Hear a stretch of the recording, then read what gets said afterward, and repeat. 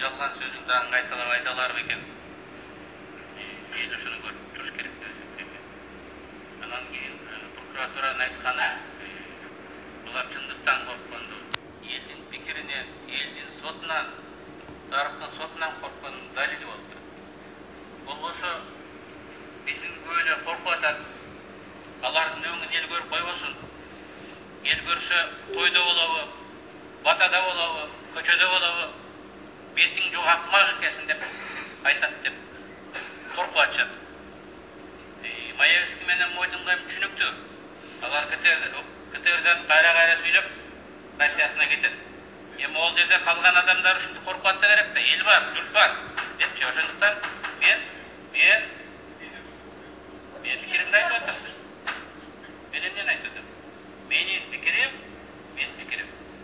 Кен прокуратуранын сунушуна баа берип атам. Өзүлөрү баарын көргөзүп, таратып коюп, бүгүн алардын өңүн элге көргөзбөшмүш. Элден коркот экен, аларды сактайт экен. Ошол жалган жала жапкан адамдарга, бийликке, демилгенчилерине кошо эл бүгүн баа бериш керек. Тарых сөзсүз баа берет. Мен ага ишенем. Бирок алар бүгүн энчисин алыш керек. Бүгүн эртең чыгып тойго барабы, батага барабы, жакшылыкта болобу, жамандыкта болобу, адамдар бетине карап, акмак экенсиң деп айткандай болуш керек. Мына алар ушулардан коркот. Элден чындыктан коркуп атышат булар. Ошондуктан сот ачык болуш керек. Атамбаев айткандай, ар бир күнү сүйлөгөн сөзүн Кыргызстанда угуш керек, көрүш керек.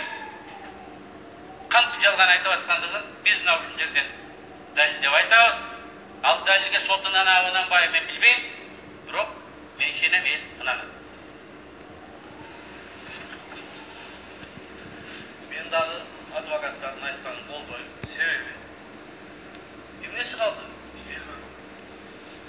Өрүшкеш айтканда бүт Кыргызстан көрүп атат. 3 айдын ичинде коррупционер мошенник деп көргөзүп атат бизди.